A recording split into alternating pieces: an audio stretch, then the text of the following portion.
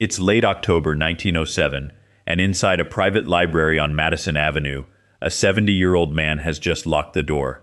Outside, on the streets of New York, crowds are gathering in front of banks, some of them screaming, some of them crying, trying to pull out savings that may no longer exist. Inside that library, the most powerful bankers in America are trapped, and they are not allowed to leave until they agree to save the country's financial system with their own money.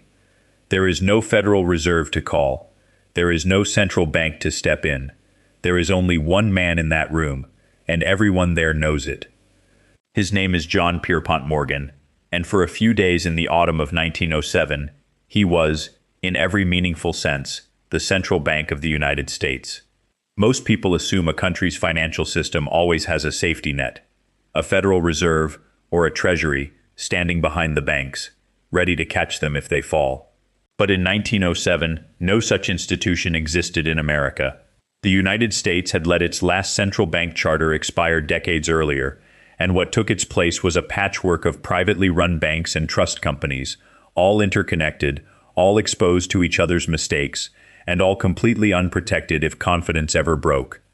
This is the story of the week that confidence broke, and of the one private citizen who decided he would not let the country go down with it. The trouble began, as these things often do, with a scheme that had nothing to do with ordinary people at all.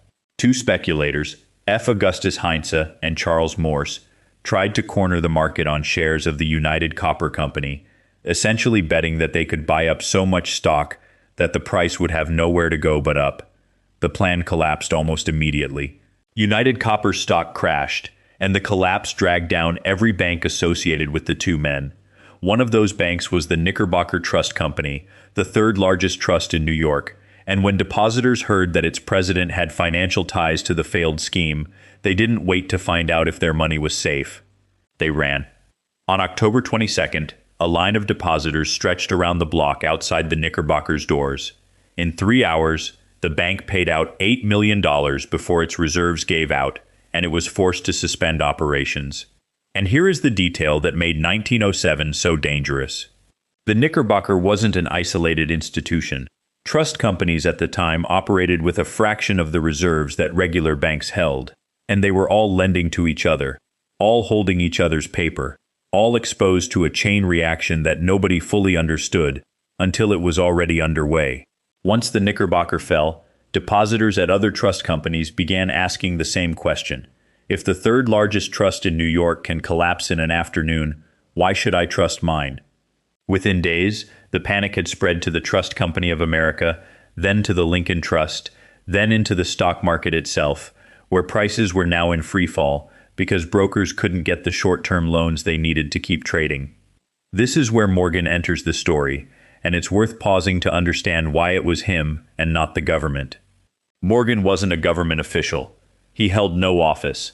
He was the head of a private banking house, but by 1907, his personal authority in American finance had become so total that when the crisis hit, the Treasury Secretary himself, George Cortelyou, came to Morgan's office to ask what should be done, not the other way around. Morgan was 70 years old, recovering from a dental procedure, attending a church conference in Virginia when the panic began. He returned to New York, set up a command post in his private library, and for the next 2 weeks, effectively ran the country's monetary policy from behind his own desk. His method was as blunt as it was effective. Morgan called in the presidents of New York's major banks and trust companies and demanded to see their books, on the spot, that same night. He personally went through the ledgers of failing institutions to determine which ones were fundamentally solvent and simply needed cash, and which ones were beyond saving. The ones worth saving, he supported directly, pledging his own money, alongside funds pooled from other bankers he pressured into joining him. The ones he judged unsalvageable, he let fail, a brutal but calculated triage that kept the healthy parts of the system from being dragged down by the sick ones. When the New York Stock Exchange came within minutes of shutting down entirely because brokers couldn't secure short-term financing, Morgan personally arranged $25 million in emergency loans in under an hour, simply by summoning the city's bank presidents to his library and telling them how much each of them would contribute. At one particularly tense meeting, Morgan is reported to have locked the doors of his library, pocketed the key, and told the assembled bank presidents that no one was leaving until they signed an agreement to rescue the trust companies still standing. It sounds almost theatrical, but it worked, because these men understood that Morgan's judgment and Morgan's money were, in that moment, the only thing standing between them and total collapse. By November, the panic had burned itself out. The stock market recovered. The remaining trust companies survived. The United States had avoided a full-scale depression, and it had done so not through any government agency, but through the improvised authority of one aging private banker and the fear he inspired in everyone around him. Here's where it's important to be careful. This isn't a story about a hero swooping in to save the country out of pure civic duty. Morgan's own banking interests were deeply intertwined with the very institutions he was rescuing, and letting the panic spread unchecked would have devastated his own fortune, along with everyone else's. Historians still debate how much of his intervention was public-spirited and how much was self-preservation dressed up as rescue. Both things were almost certainly true at once. But the panic of 1907 left behind a question that Washington could no longer avoid. What happens next time, when the richest man in the country isn't willing, or isn't able, to lock bankers in a room and save the system himself?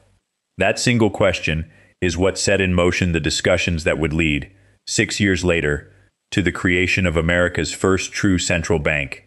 And the men who designed it did not do so in a courtroom or a congressional hearing. They did it in secret, on a private island, under fake names. That's the next chapter of this story, and it's coming soon. If this kind of deep dive into the hidden financial history behind the headlines is what you come here for, consider subscribing to The Discount Window. New videos every week.